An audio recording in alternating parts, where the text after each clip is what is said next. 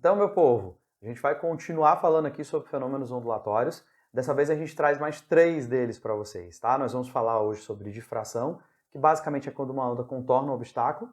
Vamos falar também sobre polarização, que a grosso modo seria filtrar uma onda, deixar passar só uma partezinha dela. A gente vai explicar como é que isso acontece e como está ligado também com o cinema 3D.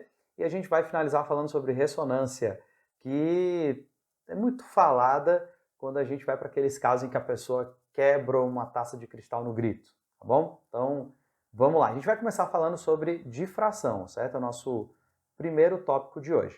Então, dá só uma olhada, né, no que está escrito aí, ó. A gente vai começar dizendo que a difração é o fenômeno que ocorre quando a onda contorna um obstáculo, como eu disse agora há pouco para vocês, que está no caminho de sua propagação. E aí ele vai citar como exemplo o som. Às vezes você não está vendo uma pessoa, tem um muro entre você e a outra pessoa, mas na hora que ela começa a falar você consegue ouvir, porque o som consegue contornar o obstáculo. Se você tiver com uma porta aberta, se a pessoa estiver do outro lado, né, e estiver falando com você, mesmo que ela esteja atrás de um muro, ali pela porta, o som consegue contornar o obstáculo. A gente vai ver mais para frente, né, nessa aula, que essa difração, para que ela aconteça, também está muito relacionado com duas coisas. O comprimento de onda da onda que você tem e o tamanho do obstáculo, tá? Porque tem uma proporção aí que a gente precisa respeitar, senão a difração não acontece. Tá? A gente vai ver, por exemplo, que é justamente esse aspecto que vai dar certos limites para a luz. Como a luz tem um comprimento de onda muito pequeno, ela não consegue contornar grandes obstáculos. E é por isso que quando a gente vai para a óptica geométrica, o primeiro princípio dela, da óptica, né, diz para a gente o seguinte, que a luz se propaga em linha reta. Na nossa experiência cotidiana com a luz, sim, ela se propaga em linha reta. Mas é porque os obstáculos são muito grandes para ela, aí ela não consegue contornar. Mas daqui a pouco a gente detalha isso, tá? Eu quero só destacar uma outra parte aqui do final do texto, que é o seguinte, que nós podemos dizer também que a difração é qualquer desvio que a onda sofra que não seja reflexão ou refração. Se não for nenhum desses dois e desviou, é o terceiro, é a difração. Bom? Essa aqui é a definição inicial, a gente ainda vai falar sobre mais algumas coisas, como por exemplo o princípio de Huygens, que é muito importante para a gente entender o que acontece. Quando eu falei sobre interferência, eu mostrei para vocês um fenômeno que acontece com as ondas na água quando tem um obstáculo, que aí ela muda até o formato da propagação. Eu não expliquei isso porque o objetivo era outro, mas agora eu vou, em linhas gerais aqui, trazer a ideia para vocês, tá, do que acontece quando tem um obstáculo para a onda. O que o princípio de Huygens diz? Então atenção aí, ó. Todos os pontos de uma frente de onda, tá? E aí eu disse para você que você podia entender a frente de onda como, por exemplo, uma crista, como se fosse a crista da onda. Todos os pontos de uma frente de onda se comportam como fontes secundárias, ou seja, cada pontinho da frente de onda, e aí eu vou marcar para vocês, olha, cada pontinho da frente de onda, ó, aqui a gente tem, bem aqui, ó, aqui é onde eu estou apontando, tá? Tem uma frente de onda. Então, cada um desses pontinhos, S1, S2, S3, S4, S5, e os outros que eu posso ter entre eles, né? Tipo, esses que eu estou fazendo aleatoriamente aqui, tá? Esses pontinhos, cada um deles pode funcionar como uma fonte secundária, ou seja, a partir dele é como se eu pudesse começar a propagação de novo, tá? Como se fosse um novo epicentro, digamos assim, da formação dessa onda, uma nova origem para a onda. Ao atingir um obstáculo, essas novas fontes se propagam em todas as direções com a mesma velocidade da onda original. E esse é um detalhe que eu já vou destacar para vocês, tá? Gente, quando a gente fala de difração, né, quando a onda contorna o obstáculo, ela mantém a mesma velocidade, o mesmo comprimento de onda e a mesma frequência, tá? Tudo isso aqui é igual, vou botar assim, iguais, certo? Não há nenhuma diferença, por quê? A onda não muda de meio material, ela está só contornando o obstáculo, então não muda a velocidade. A gente já disse nas aulas anteriores que velocidade depende do meio material, tá? E como ela vai manter essas mesmas propriedades, né? Assim, ela só está contornando o obstáculo, também a gente não vai observar nenhuma alteração na sua frequência, porque lembra, a gente só muda a frequência quando muda a fonte da onda, e por consequência, aquele que acompanha todo mundo, o comprimento de onda, esse também não muda. Bom? E aí veja só, aqui na continuação desse esquema que está aqui do lado, né? Quase aqui acima de mim, a gente vai ver como se cada pontinho desses fosse... Cada pontinho desses, ó, S1, é como se ele desse origem a essa onda aqui. O S2 é como se desse origem a essa onda aqui, e assim sucessivamente, tá? A gente vai ver como isso funciona na prática na hora que for ver uma situação aí de difração mesmo, tá? A gente vai ver esse princípio de Huygens aplicado. Deixa eu baixar um pouquinho aqui para a gente seguir nossa conversa. Ainda sobre o princípio de Huygens, só essa figurinha aqui, tá? Aqui a gente tem uma onda, ó. Aqui a gente tem uma onda reta aqui em cima, ó, nessa primeira parte, deixa eu destacar para vocês, ó. Bem aqui a gente tem uma onda reta. É como se você pegasse uma régua e ficasse batendo na água. Você vai ver que as perturbações que vão ser formadas são dessa maneira. E aí tem um obstáculo. O obstáculo, ó, tá bem aqui, ó. Essa aqui é a abertura, né? Entre esses dois pontinhos você tem a abertura. E aí você vê que cada pontinho aqui da frente de onda, ele destacou alguns, claro, mas cada pontinho desse da frente de onda vai funcionar como se fosse uma nova onda. E aí a gente tem ela formada, tá bom? Então é desse jeito que as ondas vão se comportar aí quando nós tivermos um obstáculo no meio. E aí, vamos entrar na discussão do comprimento de onda, que eu cheguei a citar agora há pouco. Então olha só, imagina que tu tens aí uma abertura muito maior que o comprimento de onda, tá? Ela é muito grande, o comprimento de onda é bem pequenininho. Como você está vendo, dá só uma olhada, ó, o comprimento de onda é esse aqui, isso é o lambda, e a tua abertura é essa aqui. Olha como ela é bem maior. Então o que vai acontecer? Quando o comprimento de onda é muito menor que o tamanho da fenda, a gente não percebe grandes alterações na propagação. Só um pequeno desvio nas extremidades, que provavelmente vai acontecer por aqui. Ó. A gente vai perceber talvez um pequeno desvio e só, tá bom? Então, quando o obstáculo é muito grande, né, assim, o obstáculo não, desculpa, a gente está falando de abertura aqui. Daqui a pouco eu comento obstáculo. Quando você tem uma abertura muito grande, a gente praticamente não observa esse fenômeno da difração, tá? A onda não tem maiores dificuldades em se propagar. Vamos para outro caso. Agora a gente tem aqui uma abertura e comprimento de onda parecidos, certo? Os tamanhos são semelhantes. E aí o que acontece, galera? O que vai acontecer é o seguinte, ó. Se for igual ou muito parecido, né, da mesma ordem de grandeza, a difração já vai ser perceptível, tá?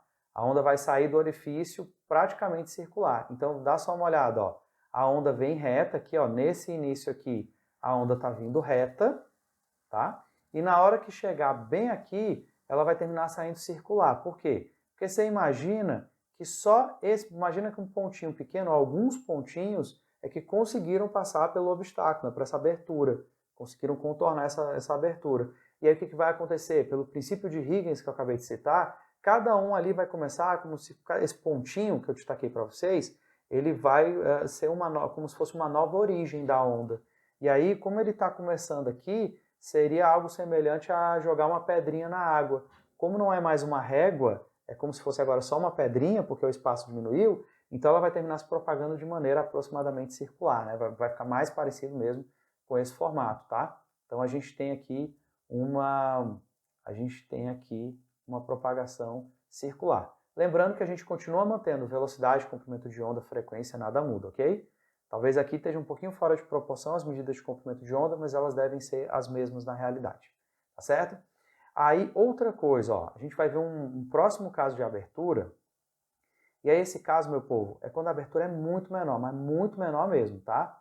É minúscula, comparada com o comprimento de onda, ó. Você tá vendo aqui que o comprimento de onda é esse, e olha só o que eu tenho de abertura, eu não tenho praticamente nada. Então, quando é só um furinho, quando é uma coisa muito pequena, a onda pode nem conseguir atravessar. Ela termina rebatendo, digamos assim. Então, olha aí, ó. Ele vai dizer aqui, ó, não teremos difração de uma onda quando seu comprimento for muito maior que a abertura da fenda. A fenda se comportará como uma barreira para a onda, tá? E ela termina sendo completamente refletida. Tem uma análise que é importante para a gente fazer sobre obstáculos? Tem. Olha só, meu povo. Uma coisa que não está esquematizada aqui, mas deixa eu comentar. Vamos supor que você tem uma onda reta, eu vou fazer um esquema bem simples, tá? Você tem uma onda reta, meus traços não vão ser retos, é só para exemplificar, e aí você tem um obstáculo. Se esse obstáculo for bem menor do que a onda, que o comprimento da onda, se ele for bem pequenininho, o que vai acontecer? A onda vai contornar de boa e você não vai perceber grandes alterações nela. Quando o obstáculo já tem um tamanho mais parecido com o comprimento da onda, tá? Ele já é um pouquinho grande, já tem mais ou menos o mesmo tamanho, o que vai acontecer? A gente vai perceber difração, A gente vai notar, não vai ser uma coisa imperceptível como esse primeiro caso, tá? A gente vai notar principalmente aqui nas bordas, aqui nas extremidades, quando ela vai fazer o contorno. Só que aí ela vai conseguir se propagar, certo? E preencher, inclusive, esse espaço aqui de trás. Agora, quando a onda está vindo e a gente tem um obstáculo muito maior do que o comprimento de onda, então o que vai acontecer? A onda vai conseguir passar aqui nas beiradas, certo? Só que ela não vai preencher esse espaço que seria uma espécie de sombra que o obstáculo deixa. Tá? Então, só um paralelo rápido aí, quando a gente não tem uma fenda, mas tem um obstáculo. Então o raciocínio é parecido. Quando você tem aí um obstáculo muito grande, a onda não consegue atravessar. Vamos comentar rapidinho sobre a luz. Como a luz tem um comprimento de onda muito pequenininho, ela termina não sendo capaz de contornar grandes obstáculos. É por isso que uma parede já é suficiente para barrar a luz. O som não. Como o som tem um comprimento de onda bem maior, uma parede, ainda que seja grande, continua sendo de tamanho comparável ao seu comprimento de onda. Então o som consegue contornar, consegue chegar do outro lado. A luz não. A luz só consegue em, digamos assim, obstáculos microscópicos, como por exemplo o que a gente tem nos CDs e nos DVDs. É por isso que quando você pega o CD e um DVD e joga aqui na luz, você observa um efeito luminoso. Ali é resultante da difração da luz, ali a gente percebe a difração. Mas não é uma coisa tão fácil. A difração da luz é bem complicada porque o comprimento de onda dela é muito pequeno, tá bom? Então vamos lá, galera. A gente vai seguindo aqui. Falamos aqui sobre difração, vamos falar rapidinho sobre polarização, meu povo. Polarização, em resumo, é quando a gente filtra a onda, tá? E aí, como é que essa filtragem acontece? Como é que a gente vai fazer isso funcionar? Elas vão ser selecionadas de acordo com a direção de vibração. Lembra que a onda eletromagnética é transversal, né? Então a onda está se propagando aqui e os campos estão vibrando perpendicularmente. A gente vai escolher uma direção preferencial. E aí funciona a polarização, tá? Então, só um detalhe. Por conta disso, dessa característica, só ondas transversais como a luz podem ser polarizadas. Não dá para polarizar o som, porque é como essa imagem que está aparecendo aqui do lado para vocês. É um filtro, certo? É um filtro. Ele só deixa passar, por exemplo, nesse primeiro caso aqui, nesse primeiro polarizador, que é o filtro, ele só deixa passar quem tem propagação vertical. Tá? E aí você vê, só passa, a luz polarizada só passa na vertical. E se eu jogar ainda um outro polarizador horizontal, não passa nada, porque vai barrar até essa aqui que tinha sido filtrada. Tá? Por que não dá para fazer isso com onda longitudinal? Porque a propagação dela é na mesma direção da onda. Então, para barrar essa direção de propagação, essa direção de vibração, eu teria que barrar a própria onda. Então, não funciona com ela, tá? Polarização apenas com ondas transversais. Então vamos lá, aqui eu fiz um infográficozinho rápido, só para a gente explicar como é que funciona a polarização. Gente, é o seguinte, na hora que eu ligo uma luz, pode ser de uma lanterna, de uma lâmpada, nota que eu tenho o campo vibrando em várias direções diferentes, tá bom? Eu tenho essa vibração transversal em infinitas direções, a gente pode dizer assim. E aí o que acontece? Você, usando um polaroide, um filtro polaroide, por exemplo, o que você faz? Tipo essa figura que eu estou destacando aqui, ela só vai deixar aquela vibração na vertical. Então veja, nós temos infinitas direções diferentes de propagação. Só que aqui eu vou selecionar só uma, a vertical, que é o que aparece bem aqui, tá? Então é isso que é a polarização, é assim que funciona. Nessa figura que eu fiz aqui embaixo, eu fiz algo semelhante ao que tinha no esquema lá da outra imagem que vocês viram, Eu filtrei na vertical, só que aí depois eu joguei um polaroid na horizontal. Aí esse que passou da primeira vez não vai passar da segunda. Então, quando você junta dois filtros polaroides assim, não passa luz nenhuma, fica escura, como se fosse uma parede. Tá? Então, polarização basicamente é isso. Você filtra a luz, filtra a onda eletromagnética, a onda transversal, numa direção específica que você queira. Tá certo? E o que isso tem a ver com cinema 3D? Tudo a ver, meu povo. Porque é o seguinte, quando você vai para o cinema 3D, você usa um óculos especial para assistir o filme. E o segredo está naquele óculos. Se você entrar no cinema 3D sem óculos, você vai se frustrar, porque a imagem é duplicada. Já bem, eu estou pagando caro por um filme que é todo errado, todo mal feito, todo duplicado. É porque o segredo está no óculos. Gente, é o seguinte, olha. Para que a gente veja as coisas em profundidade, para que a gente tenha a noção do 3D, tá? É essencial que a gente enxergue com os dois olhos. Se você fechar um olho, tá? Aliás, se você pegar uma caneta e botar na sua frente e fechar um olho, depois abrir e fechar o outro, ficar assim como eu estou fazendo, ó, pisca um olho, pisca o outro, e a caneta na sua frente, você vai ter a sensação que a caneta está dançando. Na verdade, ela está parada, mas são dois ângulos diferentes. E são justamente esses dois ângulos diferentes que te dão uma noção de profundidade. Tá? Quando você vai para o cinema 2D convencional, você perde essa noção de profundidade. Por quê? Porque está tudo plano ali na tela. Tá? E aí qual é o barato do cinema 3D? É porque ele simula a situação de você estar enxergando a cena com os dois olhos. Por isso que os filmes em 3D são gravados não com uma, mas com duas câmeras. Tá? E as cenas que são gravadas, as câmeras, aliás, elas são posicionadas de modo que a distância entre elas seja mais ou menos a distância de um olho para o outro, para criar o efeito 3D no cinema. E aí como é que funciona, meu povo, o cinema 3D? O cinema 3D funciona assim, ó, deixa eu baixar aqui. Né? Aqui é só mostrando rapidinho uma imagem, como é sem o óculos e como é com o óculos. Né? Sem o óculos é tudo embaçado, com o óculos você vê tudo nítido, tudo definido. Meu povo, a situação é bem simples, tá? Peraí que agora eu esculhambei aqui minhas anotações. Pronto, deixa eu baixar aqui. Gente, a situação é bem simples, ó. Cada lente do óculos, certo? Cada lentezinha do óculos que você recebe lá no cinema é um polarizador, só que cada um deles polariza a luz, tá? Numa direção diferente. Ou seja, o que eu estou querendo dizer para você? É que naquela cena duplicada que você vê no cinema 3D, funciona assim nos óculos, ó. Essa lente deixa passar só uma daquelas imagens duplicadas, essa aqui só deixa passar a outra, tá? Então, por isso que você precisa do óculos, porque ele filtra, ele deixa entrar uma daquelas imagens num olho e a outra no outro. Tá? E aí você tem a noção de estar enxergando a cena com os dois olhos, você ganha a profundidade, certo? É assim que a polarização te ajuda a assistir um filme em 3D, certo? Vamos falar rapidinho da última parte, que é a ressonância. Ressonância é o seguinte, galera. Quando, vamos aqui para a definição, deixa eu marcar aqui para vocês, ó. Acontece quando a frequência de vibração forçada de um objeto se iguala à frequência natural dele. E aí ocorre um aumento drástico na amplitude. Como assim? Gente, é o seguinte, ó. Eu tenho aqui dois diapasões. Diapasão é um instrumentozinho. Você bate e ele fica emitindo um som numa frequência específica. Se eu tenho dois diapasões iguais e eu começo a vibrar esse primeiro, o que acontece? A frequência de vibração desse primeiro é igual a desse segundo. Se for igual, o que nós vamos perceber? Esse cara, ele vai receber o som, né, vai receber a vibração, e aí ele vai começar a vibrar também.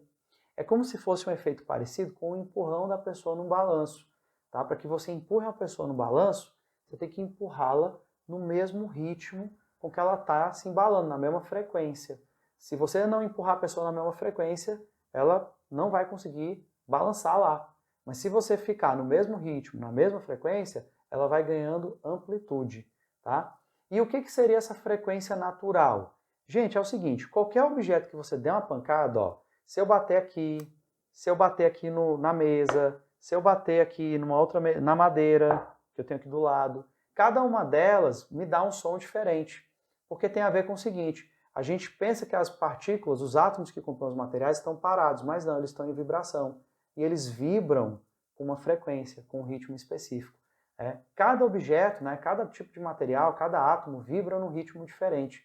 E é o que nós chamamos de frequência natural. Tá? Então aquele caso, por exemplo, da pessoa que quebra uma taça de cristal no grito, o que acontece? Ela precisa emitir um som, né, ela precisa emitir uma frequência que seja a mesma frequência natural daquela taça de cristal. E aí, na hora em que ela fizer isso, a taça de cristal, como vibra naquele ritmo, cria um efeito parecido de você empurrando uma pessoa no balanço. E aí ela vai começar a vibrar, vibrar, vibrar. Se você conseguir mandar energia suficiente, ela vai vibrar tanto que a estrutura não vai aguentar e vai se romper. E aí você estilhaça, tá, a sua taça de cristal. Tem inclusive um vídeo muito curioso, vocês podem procurar no YouTube, que é o Tacoma Narrows. É uma ponte lá nos Estados Unidos que desabou poucos meses depois da sua inauguração. Porque os ventos da região começaram a vibrar na mesma frequência da frequência natural do material da ponte.